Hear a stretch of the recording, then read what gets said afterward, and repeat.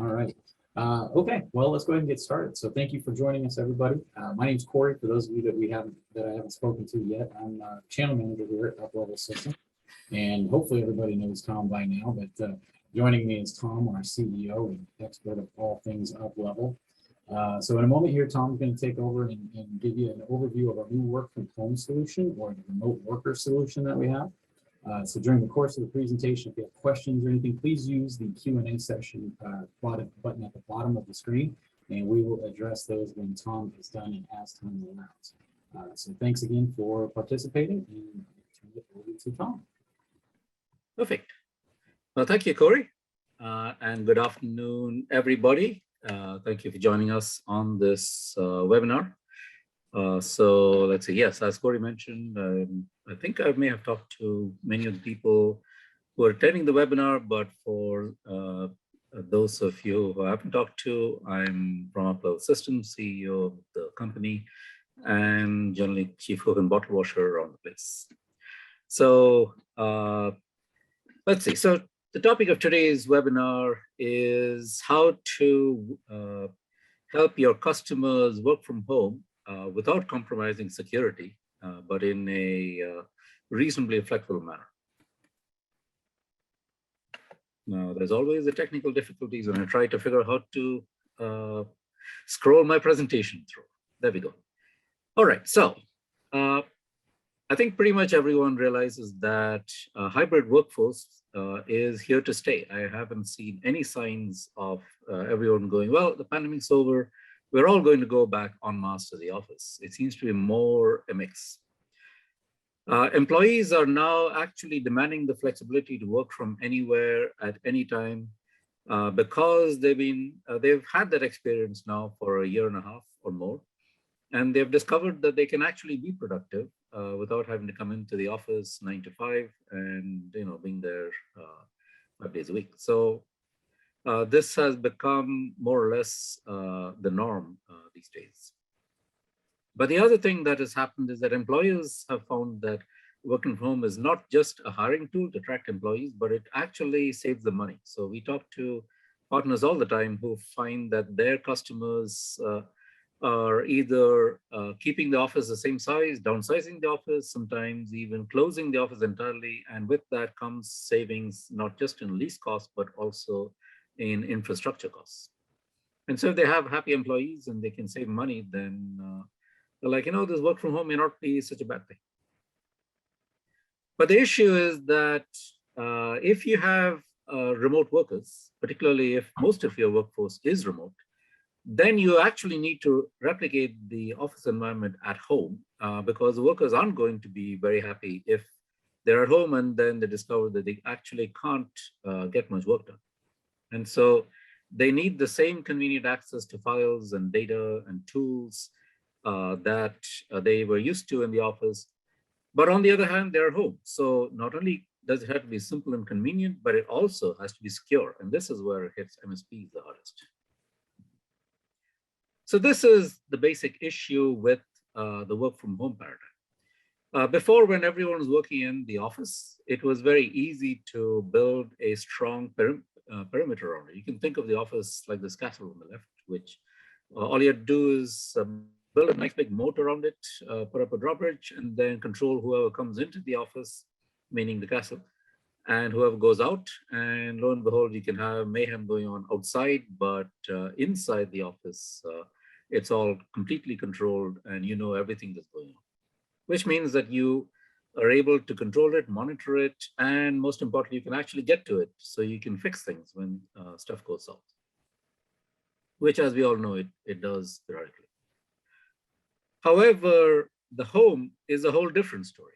There's obviously no perimeter at all. I mean, it's a home. So you got a locked door, but apart from that, the IT in a home is just the Wild West. It is flat out impossible to control or monitor. And what's worst of all is that the MSP has limited or no access to the home. So even if you got invited to the house, I don't know of very many MSPs that are super excited about going to employees' houses. I mean, it's not only like really strange, but it's also, it's a time sink. So we talked to many partners about this and to end customers. And of course, the first question we get is, well, what about VPNs? Don't VPN solve it? You could have your employee who works from home have a nice corporate issued laptop. They open up a VPN client to the main office and they're connected through a secure encrypted tunnel, and presumably nobody can break into the tunnel. So they should be all secure. Well, that is not the case. The problem is that the employee is using his or her laptop at home on a Wi-Fi or a LAN that also has a very large number of other devices on it that are not secure. So things like smart TVs, things like thermostats, your coffee maker, everything's on the internet these days. All these devices were actually built not for security, but for convenience. And so it is very routinely common to find that all of your smart devices at home are actually being cracked. In fact, if you have an Xbox at home, it's almost certain that it has been cracked just because Xboxes are like vectors they're just magnets for people to hack into. But the problem with that employee who's using his or her laptop on the Wi-Fi at home is that once someone's cracked the smart TV, then they can sit there all day long, completely unnoticed, and hack away at the employee's laptop.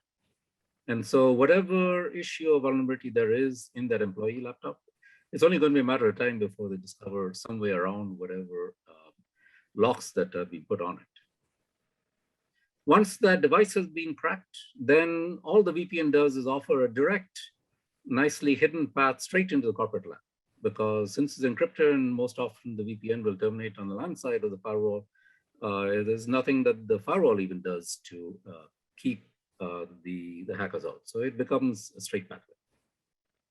So this is an issue. So what does work from home actually mean for MSPs? So we talked to many partners, and they actually have understood that even though the business is distributed, meaning that what used to be one single office scenario has now become 20 offices of one, the security needs have not gone. And they're still responsible for making sure that the customer is not cracked. They're still responsible for making sure that they're compliant. They're still responsible for making sure that if something nasty happens, that they can go in and remediate. So there is a significantly increased exposure to threats. And we see this immediately in the form of rising insurance premiums. We've heard from MSPs that their insurance premiums sometimes have gone up by 200 or 300%. And it's only a matter of time before the end customer's insurance premiums also go up. There is, of course, no consistent security posture because every employee has their own idea of what should be in their house, or how their firewall is set up and all the great stuff. And of course, one can only imagine what HIPAA compliance would mean if you've imported the home network into your corporate network and connected it all up as one giant distributed network. So we at Uplevel spent some time thinking about it and trying to figure out what to do about this. And so over the past year, we have come up with what we refer to as our secure remote gateway. And this is basically the introduction to this new product. So what the secure remote gateway does is to extend the office security perimeter into the home. So you can think of that moat that was around that castle. What we do with the secure remote gateway is to basically just extend that moat into the home without disturbing any of the home devices. What the secure remote gateway does is build a secure, you can call it a sandbox, or you can call it a locked room, or a secure room inside the house, independently of the rest of the system, or the rest of the home network. And so an employee that wants to work from home will end up connecting to the Wi-Fi that's broadcast by the secure remote gateway, which is, in the best case, the exact same Wi-Fi as at the office. So they don't really notice any difference between working home and working at the office. But the gateway will then hide all the devices that are corporate issued and all the traffic completely from the homeland. So even if somebody cracked the TV, that somebody who's cracked the TV can't see the corporate laptop, and as a consequence, they have no chance of even trying to spend time trying to crack it. So the secure remote gateway actually has all of the same enterprise class security as a regular gateway, except it is in a much smaller, much more home-friendly form factor.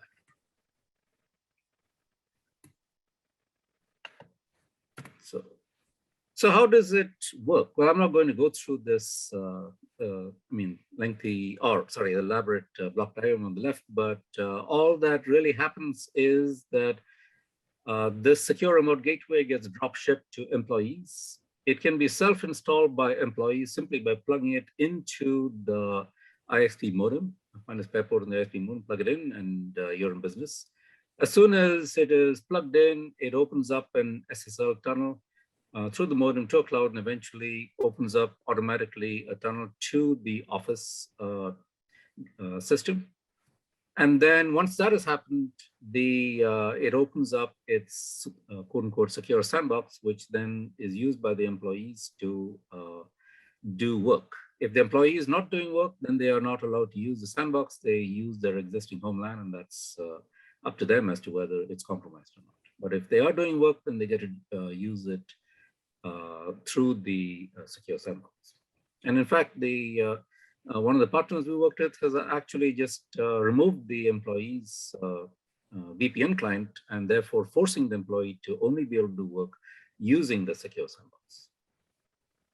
We discovered that the drop ship and self-install actually works. And so we were able to, after a bunch of iterations, come up with a simple one-page, 5-step installation guide, had people who are non-technical follow that, and they were pretty much all of them were on the were up and running within 15 minutes or so.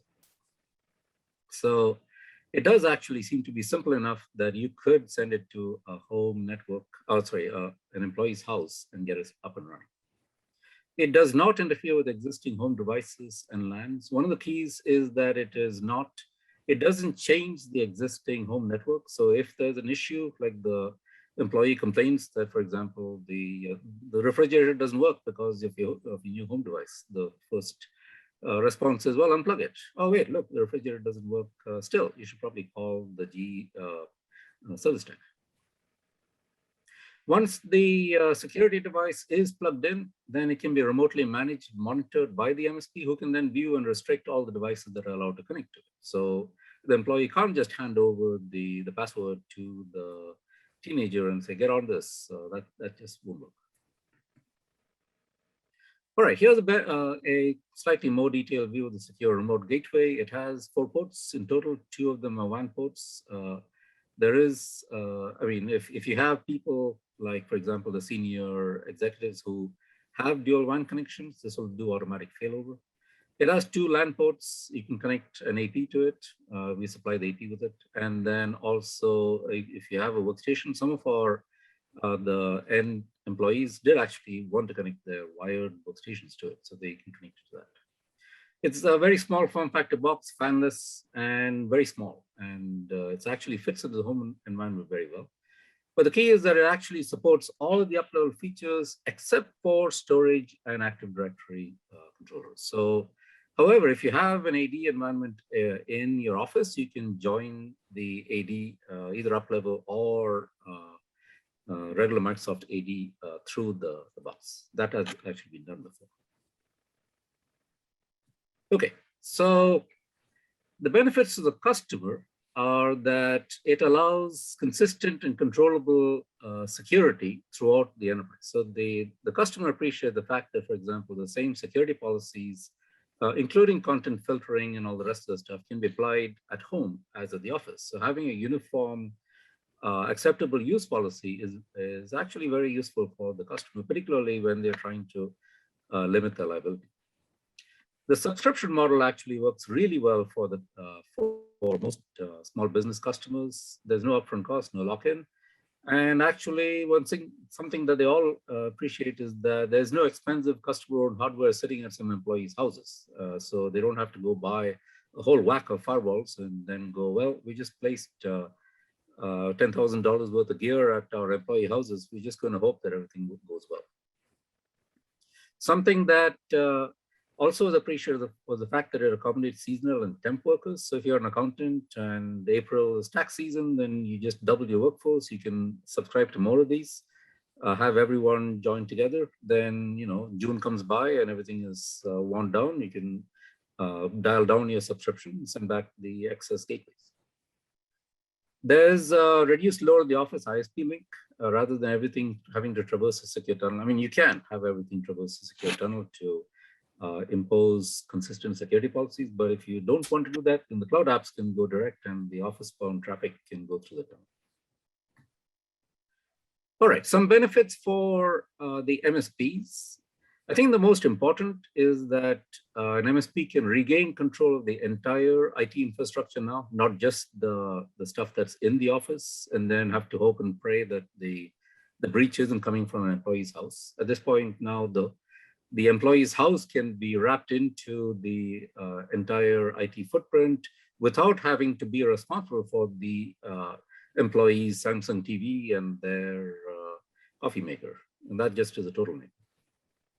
Obviously, compliance with regulatory requirements becomes a lot easier because now you can prove things like people logging in or for HIPAA and stuff like that. Something we also have noticed over the past year is that if the real estate shrinks and the infrastructure shrinks, then there's probably going to be some pressure on management fees. I mean, if a business has 20 employees and all 20 are out of sight, out of mind, working at home, then it becomes really difficult for an MSP to explain to the business owner why they should be paying the same level of management fees as when they were all working in the office.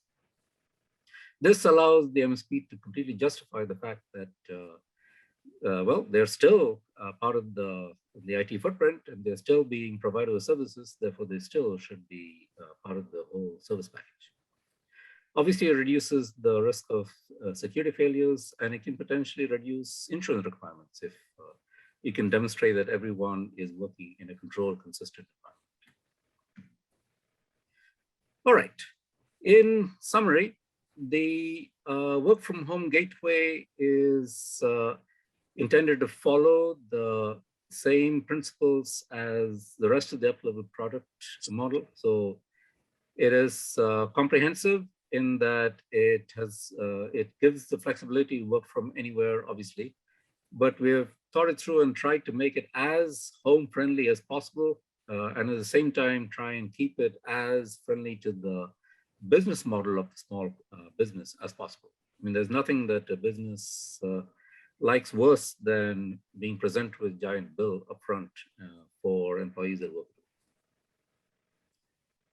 We also want to keep it secure. So this is true across the board for all of the products. So it has the exact same security features as our regular gateway. Of course, as I mentioned, no Active Directory. We can't imagine why anyone would want to run an Active Directory controller on every employee's home gateway. But everything else is there. So you can turn on IDS, IPS, you can turn on content filtering, the whole works.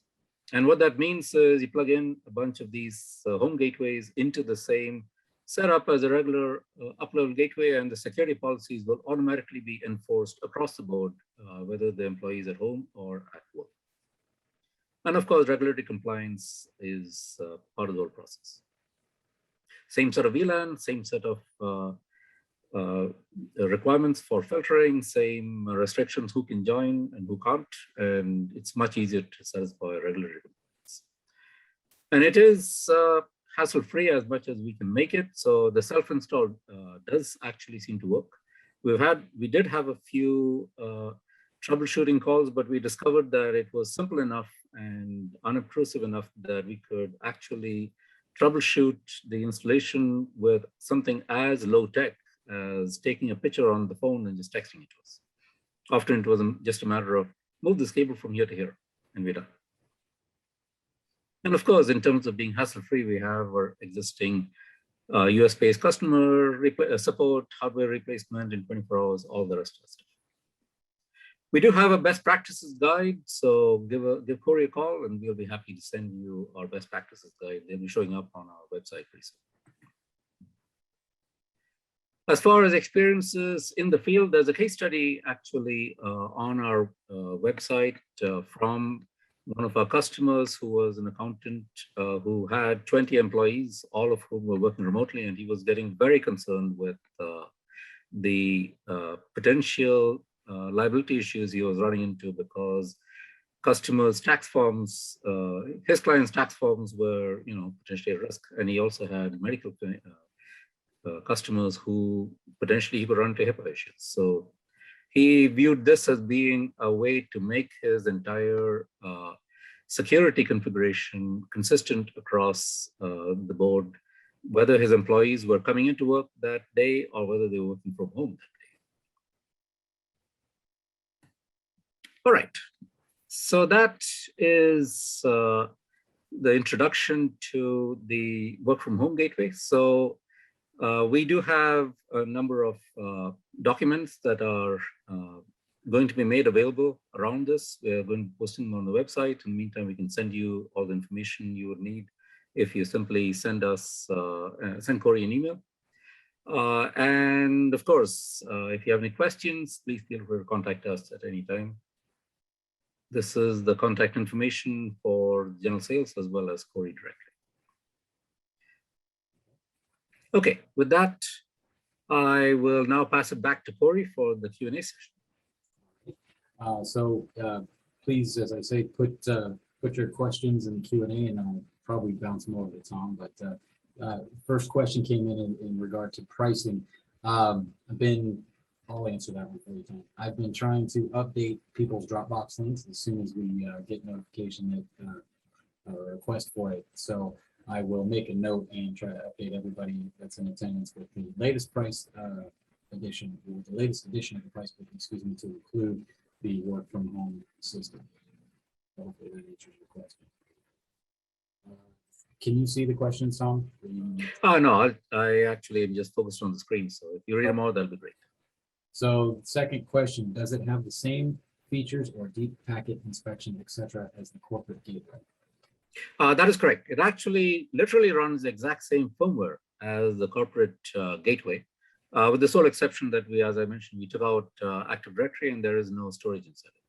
So it does have all the same functions and features as the corporate gateway, and also, just as importantly, as we add more features, as we push security, signature updates, all that kind of stuff, it will continue to have the same features going forward.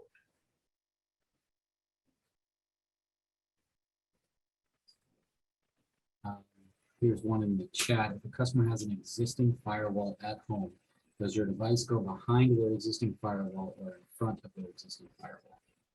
A very good question.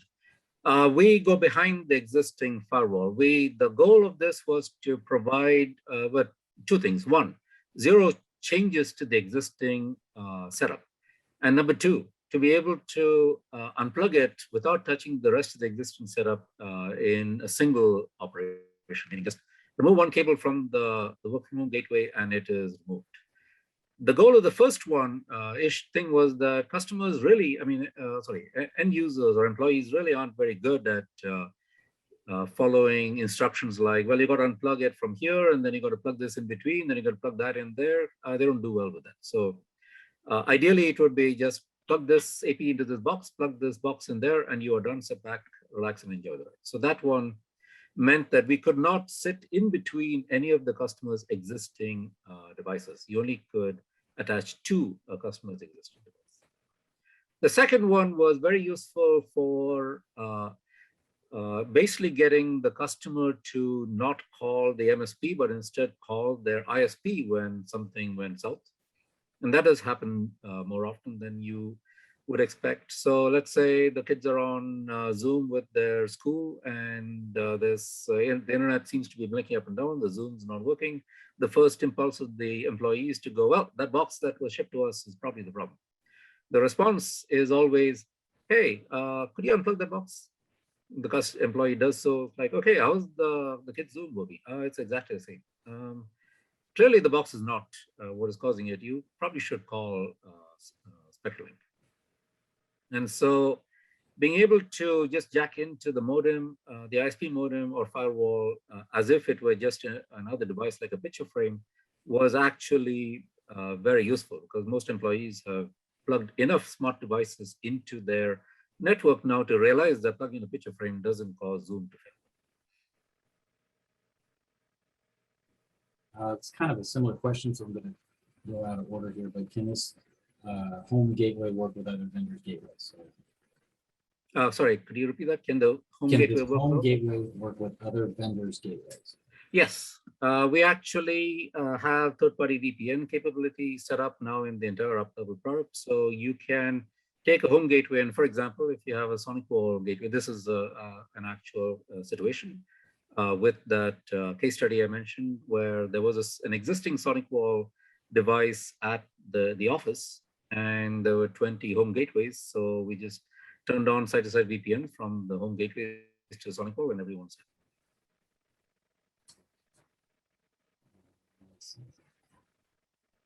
Next question was, if we have a small office of 3 to 4 users that don't require AV or storage, is this new option for them? Can it handle 2 to 4 users?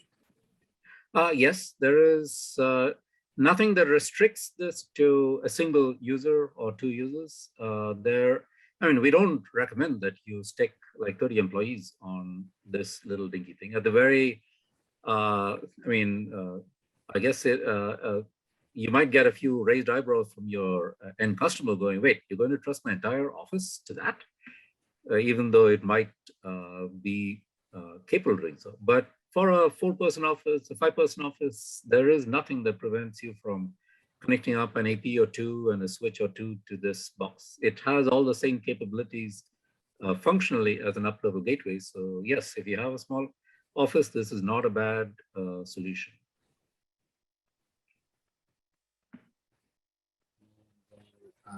Skip one here, excuse me. Can it support VoIP phones? Yes, we did have that requirement in some remote cases where they took their VoIP phones home. Again, it's the same VoIP QoS functions, the same traffic shaping functions are built into this box as the regular Uplevel gateway. And man is the same way too.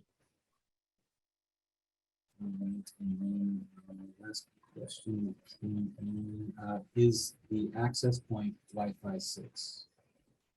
Not yet. We are working on the Wi-Fi 6 AP. It is due out. Well, the target for that is before the end of the year, but once that is there, then we can provide that with the system. But right now, it is 11AC AP, which is actually perfectly suitable for a home environment. Last question is more of a comment, I guess. Basically, it says that it would be good for a small client with failover. So yeah, I think it would work well for them. So, all right, any other questions? If one more maybe just came in. Actually, on the topic of failover there, I do have one of these devices sitting in my own house. We've been testing it now for the past year, and it is surviving the acid test of my whole family on it. But the interesting thing I've noticed is since the pandemic hit, Netflix has become a core or an essential service. And so I was getting sick and tired of having my family complain royally about Netflix going offline when my somewhat unreliable cable provider dropped the service. So I invested in a very cheap DSL line side by side with my cable line, plugged it into the auxiliary port of this little black box, and I haven't heard a peep out of them yet. So failover is rather useful in more than just the office equipment.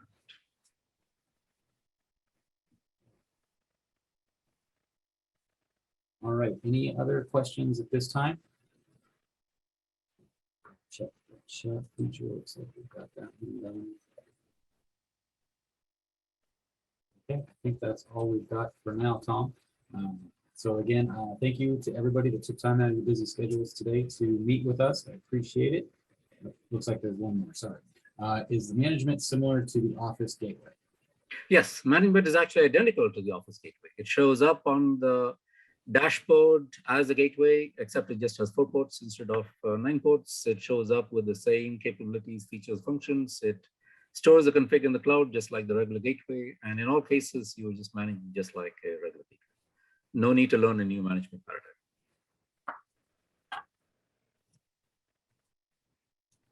And then I'm just responding to a quick chat.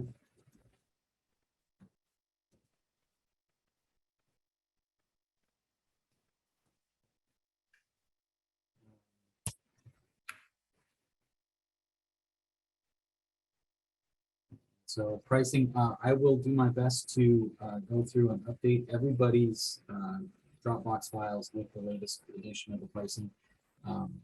If you have any other questions, or if you want to, I guess, try to get that done quicker, please feel free to give me a call directly. You can see my number listed on the screen, or send me an email as well.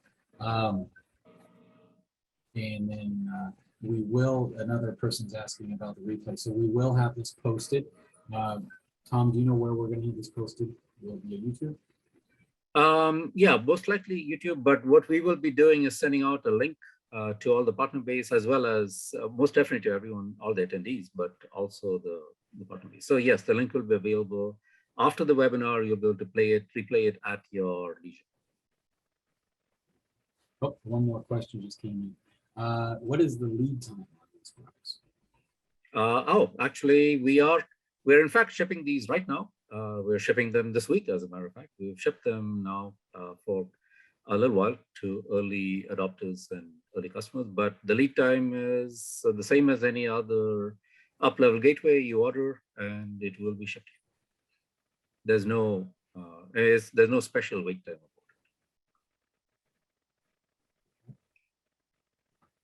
I'll give it a moment, because it seems like both times I've said that, are we done? People have had one more question. So if you have any other questions, Yes. feel free to submit them now.